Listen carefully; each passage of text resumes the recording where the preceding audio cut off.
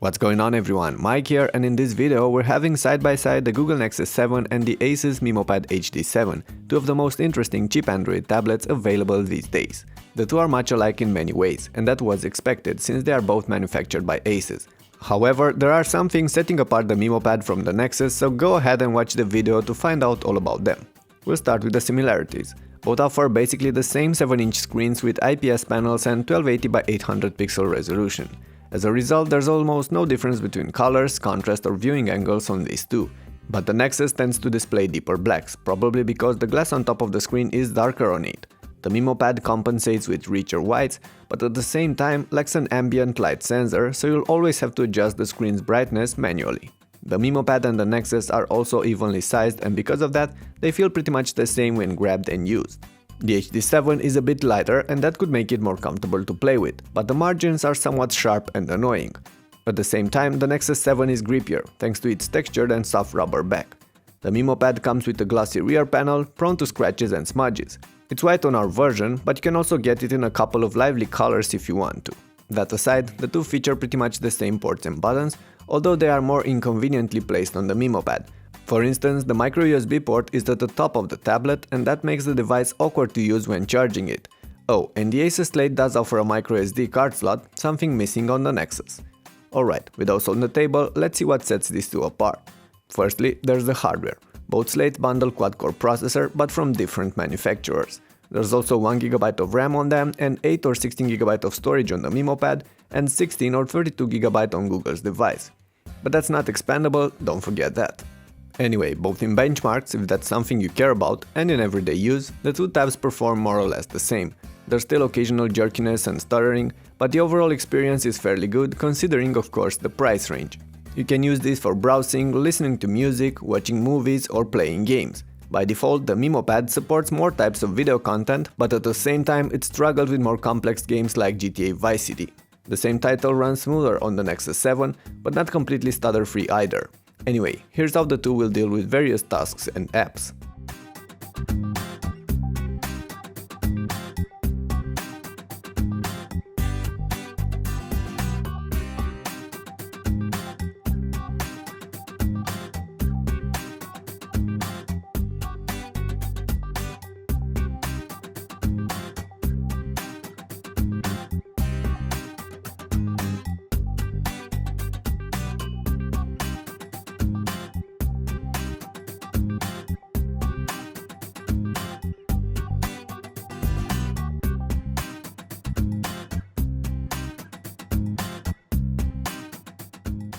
All in all, these slates can handle most everyday activities just fine. However, it's worth mentioning that the two offer somewhat different user interfaces.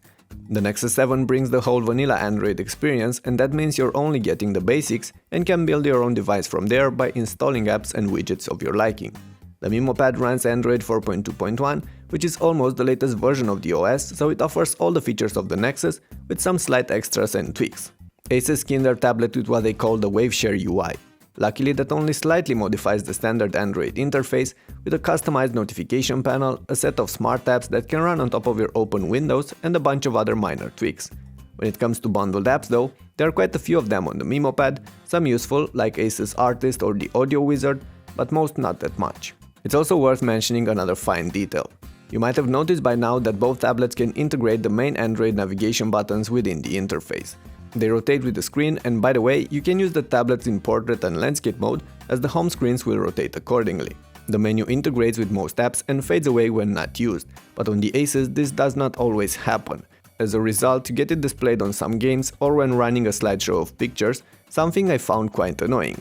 Alright, that aside, there is another aspect we should talk about: cameras.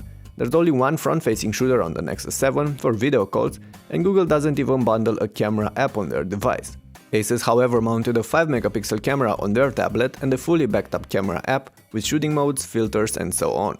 The results aren't great, especially in dim light, but they are not that bad either. Judge them for yourselves.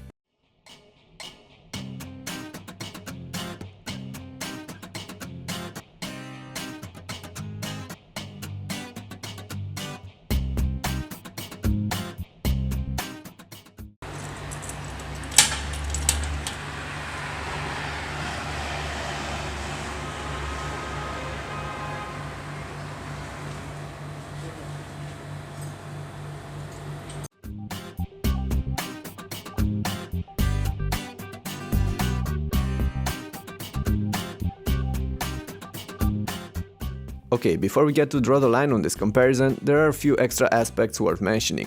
For instance, the Nexus 7 offers NFC and cellular connectivity on some versions, while the MeMO Pad HD7 does not.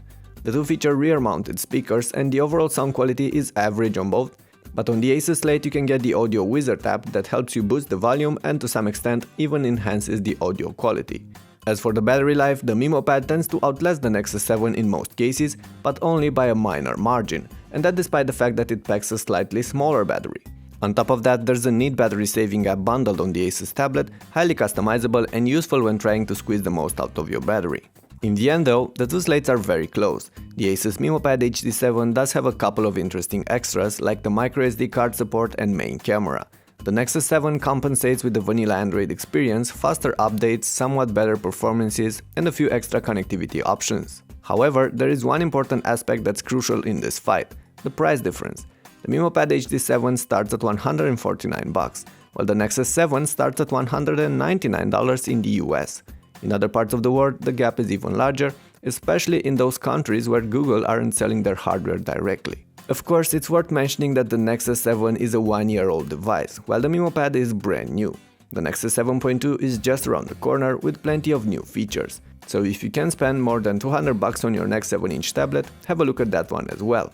But if you're on a very tight budget and want a decent tablet for as little money as possible, the MeMO Pad HD7 is the tablet to consider here. As I also mentioned in my review, there is no better device out there in this price range, at least none offered by a premium brand. With that in mind, it's time to wrap this up. Thank you for watching and let me know in the comments below which one do you think is the better pick between the two. And of course, stay tuned for my next updates, subscribe to the channel and get crazy with those share and thumbs up buttons if you enjoyed the video. I'll see you soon.